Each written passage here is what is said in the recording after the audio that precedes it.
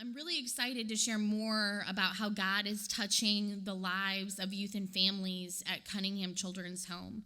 And, the past few years, we've evolved a little bit dramatically from not just being a residential program, but also to having a variety of programs that impact our entire community. And that's not just limited to Champaign-Urbana. It's really throughout all of central Illinois. And we have youth from over 30 counties that are part of our program. So, it's we're not just a Champaign program. These truly are our kids. And many of you know the storied history of Cunningham's Children's Home or are familiar with it. So we were established in 1895 when Judge Joseph and Mary Cunningham deeded their large rural estate. It was actually their summer home in Urbana to the United Methodist Women to help children in need. And while the name of the United Methodist Women, has changed a lot over 127 years, the name doesn't really matter because at the end of the day, the women of the United Methodist Church have been incredible stewards of our mission. And that includes generations of women from throughout the Illinois Great Rivers Conference, including at this church. So thank you. These are women that have served alongside our staff and answered the calls of support to provide funding and in-kind items, as well as pray for our young people and families. In the 1920s, we've heard stories from now adult children who remember their moms canning for their family and throughout the Depression, and then dividing that amount in half to make sure that the kids at Cunningham had plenty to eat, but that there was also enough in the home for their family to eat. In the 1940s, we saw a new dormitory that needed to be built, but building materials were significantly rationed because of World War II, but that didn't stop the women. They petitioned the War Department and were able to get an exemption and were able to get our new dormitory built. We've seen it in the 1970s. They were raising funds to build a private pool and recreation center with a multi-purpose gymnasium, arts and crafts area, game room, lounge, and an exercise room. And then for the last 30 years, the women have supported our capital campaign to complete the new Knoll Education Center, as well as making sure that our youth have the same childhood experiences as their peers. So with sports, having prom, musical instruments, fishing trips, Christmas gifts, parties, getting to go to the movies and special dinners out. Quilters work double time to continue on that 127-year-old tradition that I mentioned during our children's message so that every child gets to leave with a quilt of their own. And we've been fortunate to have so many of those that they now get one when they arrive and when they leave. And then lastly, that led to the incredible establishment of our signature fundraiser, the Festival of Quilts, which celebrates that tradition and invites quilters, makers, bakers, shoppers, and all types of supporters that help us celebrate that tradition and also raise critical funds for today's youth and families.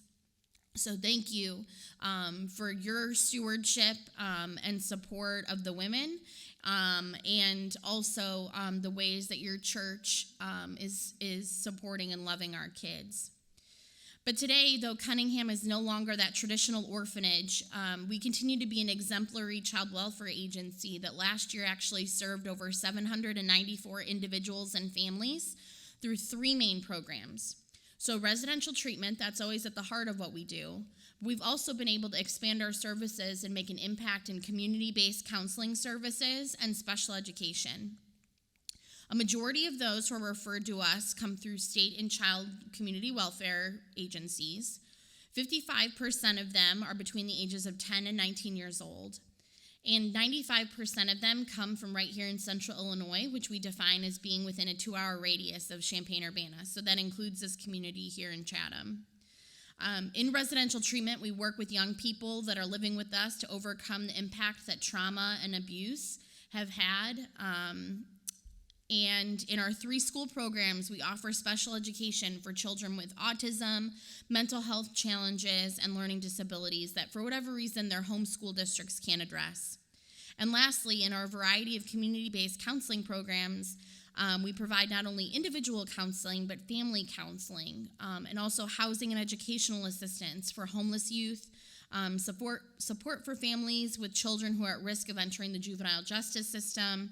And we also now work to reunite unaccompanied minors that are crossing the border through our Caminos program to reach family members here in the United States. So we're clearly more than this orphanage that Judge Joe and Mary Cunningham could have envisioned, but I'm certain that they would be very proud of what we've become and the good that we continue to do. And while I've thrown a lot of facts and figures at you this morning already, and they can be impressive and meaningful, I do want to share some stories about Cunningham's kids' real-life experiences and also link them to 8 biblical truths. So let's just start with the definition of a biblical truth, because it can be a little intimidating, right? But at the end of the day, all a biblical truth is a certainty about the nature and character of God. And biblical truths are key takeaways from the Bible. They're powerful certainties and assurances that make all the difference in living a meaningful, joyful, and purposeful life, a forgiven and freed life. Without these truths, we would struggle, we would despair, we would lose hope, and ultimately lose our way. So biblical truth number 1, God's Spirit is with us from the beginning. We see this in Genesis chapter 2, verse 7. The Lord God formed man from the dust of the ground. God breathed the breath of life into the man's nostrils, and the man became a living person. All this biblical truth is saying is that God is in us. Literally, our Creator, God's Spirit, is part of us from the start. A lot of young people that come to Cunningham, they don't really have a knowledge of God. Some of them have never gone to church. They've never been prayed over or had someone teach them how to pray. They've never been taught about God's great love and mercy. And understandably, because of the abuse and trauma they've experienced, some of them don't want anything to do with God. They feel like God abandoned them, and they blame God for what they've gone through. But the amazing thing is the vast majority of them do have some sense that God exists, and they long to be connected to God. They're hanging on by a thread of hope that there's some higher power, some supreme being that cares about them. And they want to believe that they weren't a mistake and that they have value. And I believe that feeling is deep inside them because God put it there when God gave them life. So part of what we do at Cunningham is we tap into that and we help our young people explore and understand spirituality and how it can change their life. We have our conference-appointed chaplain, Gay Creedy, who directs our spiritual programming, which includes worship services, small group, and individual study and counsel. And she shares this story about a youth named Scott, who's a teenage boy that lives at Cunningham. And one day she got to work, and he was running across campus. And usually if you see a kid at Cunningham running without staff member, that's probably not something good. So she was a little nervous as she started to, get the car parked and see where he was going. But what was really special was Scott wasn't running away, and he ran straight towards Chaplain Gay. And he was out of breath, and he's going, I do believe in God. And, Gay was surprised because just the day before, he'd kind of told her empathetically, like, I'm an atheist. I don't believe in God. But something had changed in him literally overnight. Something he had heard or learned at Cunningham had reached that deep, dark place in his heart. And that morning, he couldn't wait to greet her with his new declaration, I do believe in God. And then Scott asked for a copy of a devotional called The Purpose-Driven Life. There's a longing inside us that's calling to us that we didn't put there, and it comes from God. Biblical truth number 2, the Spirit of God moves in mind-boggling ways. We see this in John chapter 3, verse 8. Jesus said, the wind blows wherever it pleases. You hear its sound, but you cannot tell where it comes from or where it is going. So it is with everyone born of the Spirit. God's Spirit moves at places and times when we least expect it. And I can tell you that God's Spirit is working overtime at Cunningham. Time and time again, we see God's Spirit break through. One day it was at a chapel service with a boy named Andre. And he told Chaplain, I felt something during that last song. It was like a chill, but it wasn't cold. It felt good, and it made me want to talk about my feelings. And I don't usually do that. And then for the next 30 minutes, thoughts and feelings poured out of Andre. He circled back to that feeling that he'd gotten, and as he was talking to Chaplain Gay about, what was that? And she said that was God's Spirit. And that's when it really clicked for Andre. He said, I get it. God was trying to show me that talking about things that bother me are better than keeping my thoughts to myself where they can become negative. Another young man that's with us, Deshaun, was listening to a song while he was taking a shower. That was his routine. He always had to be playing music while he was in the shower. And he was listening to a song that's called Writings on the Wall, and it's actually from a James Bond movie. And in the song lyrics, Deshaun really felt like God spoke to him. The words were, I've spent a lifetime running, a million shards of glass haunt me from my past. When all hope begins to shatter, I know that I won't be afraid. If I risk it all, could you break my fall? And afterwards, Deshaun told Chaplain Gay what happened, and he said, I realize now that if I want my life and other people's lives to be better, I have to trust and follow God. So just like everywhere else, at Cunningham, God's Spirit moves in mysterious, unpredictable, and mind-boggling ways, and sometimes that's even through a James Bond song. Biblical truth number 3, God hears and answers. We see this in Luke chapter 11, verse 9. Jesus said, ask and it will be given to you. Seek and you will find. Knock and the door will be opened to you. So a lot of the youth at Cunningham, they come to us because when they were young, they experienced intense neglect and abuse that scarred them physically and also emotionally. But thankfully, through counseling and therapy, we work with them and develop ways for them to cope and ultimately overcome their trauma. One evening, Janice, who's a high school-aged girl that's with us, refused to go in her room. And she was insistent that she could see the face of her abuser in the window. Others couldn't see him, but she could. And her staff had tried calming her down, and as a last resort, they called Chaplain Gay. Finally, once Chaplain got there is when Janice and her went back into the room, and they placed their hands in the window, and they prayed several times. And they said, God, remove the evil from this place and only let your Spirit in. God, remove the evil from this place and only let your Spirit in. And finally, after some intense prayer and saying that over and over again, Janice saw the face go away. And she slept really well that night. And then anytime she would be anywhere and she would see the face of that abuser, she would touch the spot where she was seeing it and say that prayer again. God, remove the evil from this place and only let your Spirit in. And it would always go away. One day, some of our kids were talking about David and Goliath and how, we all face giants in our lives. And a kid named Brad said, I'll tell you what my giant was. I was in the juvenile detention center. I was facing being locked up for several years because of what I had done. And the day before I was going to court, I just started praying. I prayed all day and night, and I didn't eat. I just prayed for God's mercy. And the next day, all the charges were dropped, and that's when Brad then came to Cunningham. Brad says, God took down my giant. Biblical truth number 4, there's no sin so terrible that God cannot forgive. Anyone who belongs, we see this in 2 Corinthians chapter 5, verse 17. Anyone who belongs to Christ is a new creation. The old life is gone, a new life has become. And we had a group of our youth were watching a video that's by the Skit Guys, who I saw you're having a family movie night with them. We love the Skit Guys too. And they were watching the video called Chisel. And in the skit, one guy asked God to change his life. And the other guy who's playing God, he comes with a chisel and he starts to chip away at the various things in the man's life that don't belong. And these were things that were keeping him from being the person that God created him to be. And after one of the boys' after the video, one of our boys, Mikey, said, I'm just like that guy. I have so many things wrong with me, and I've done so many things wrong.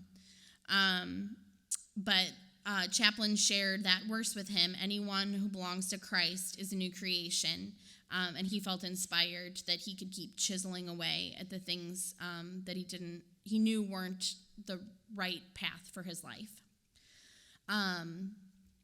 Another young man, Carlos, shared in his journal On Tuesday, August 9th at 6 a.m. in my room alone, I invited Jesus into my life.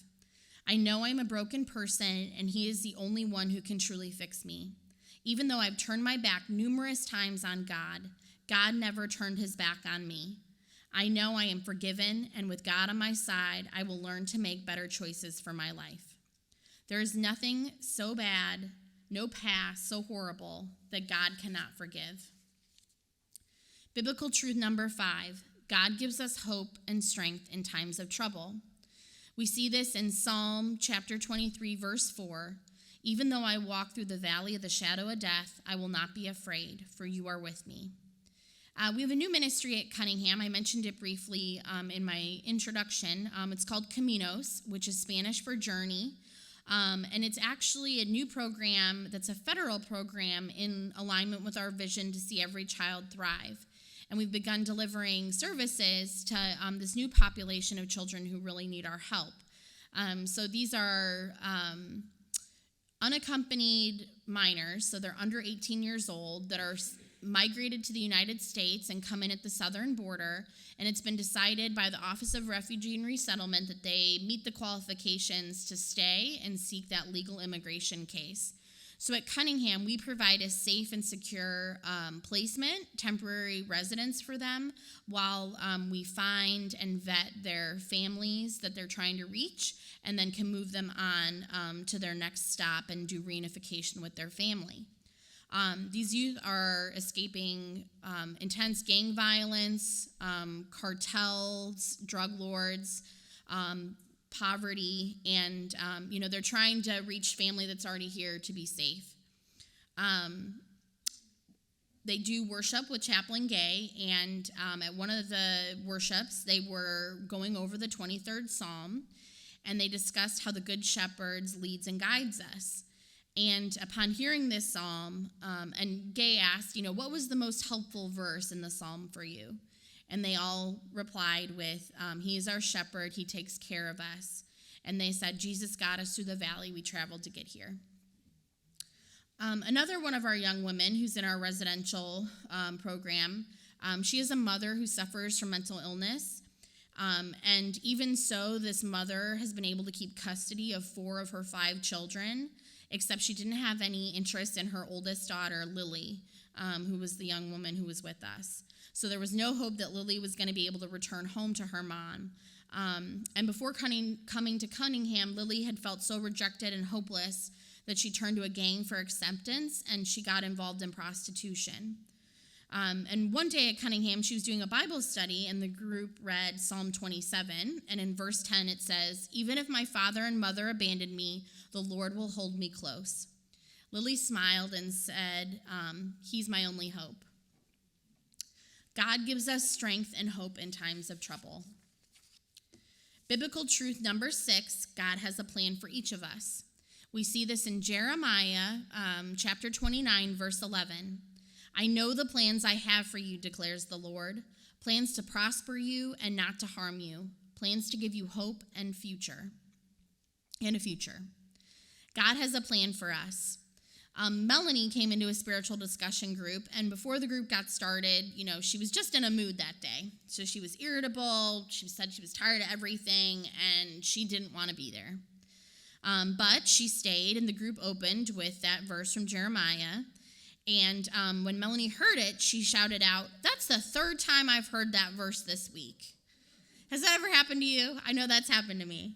And so Gay asked her, well, do you think there's a reason for that? And she said, yeah, God doesn't want me to give up. Another girl, Megan, she was getting ready to leave Cunningham, and she shared with her peers that when I first came here, I had no idea who I was. I thought I was alone. I thought nobody cared. But now I know I'm a child of God. I'm a survivor of depression, and I'm no longer self-harming. And recently she came back for a visit, and I'm excited to share that she's now in college studying to become a vet tech, and she actually started teaching Sunday school. So God has a plan for each of us. Biblical truth number 7, God's love is the greatest gift of all. We see this in John chapter 3, verse 16. For God so loved the world that he gave his one and only Son, that whoever believes in him will not perish but will have eternal life. After exploring faith and learning of God's unconditional love, Emma asked to be baptized. Before coming to Cunningham, she had been abused in every way. She felt dirty, and after her baptism, she came out of our swimming pool, which is where we do baptisms during the summertime, and she smiled at those who had gathered for that important moment and said, "Thank you for this opportunity to be cleansed in Jesus' love." And actually, more of Emma's story is included in the bulletin inserts that were being handed out, or there's still some in the back if you'd like to read more about what Emma's journey was like.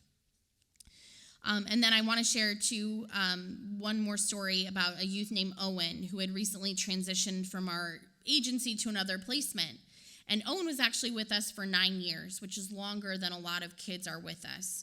But what was neat was we were able to see him grow in so many ways. And a couple years ago, Chaplain had told him, I'm so proud to see how you're maturing, you're handling your anger better, you're managing your behavior in a more positive way. And he nodded his head, kind of like, yeah, and then he goes, a little bit of Jesus goes a long way. And which was funny to Chaplain, too, because over the last several years, Owen had explored dozens of religions. And sometimes that was a different one every week. He was determined to find the meaning of life and was, sampling all the religions trying to find it. But Chaplain was really patient with them and would always support his interests and discuss what he was learning. And actually, 2 weeks before Owen was going to leave Cunningham, he came to Chaplain and said, "I want to be baptized. I've tried every religion, and Christianity is the only one that works for me." So Owen was baptized the day before he left, and it was wonderful to see how great God's love is, that it's so amazing and so life-changing. All right, as we wrap up here with biblical truth number 8, I think the most important thing is we cannot do this alone. And we see this, and I forgive me because we're near the end of my message, and I always botch this. This is one of my tricky words. We see this in Ecclesiastes, thank you, chapter 4, verse 9. 2 are better than one because they have a good reward for their toil. God's love shines through in how you all love and support our kids. Whether that's the quilts made from the women, the noisy bucket offering that supports our conference, our kids. Maybe you've given hope gifts, which are in-kind items, or gift cards to help support their work we are doing.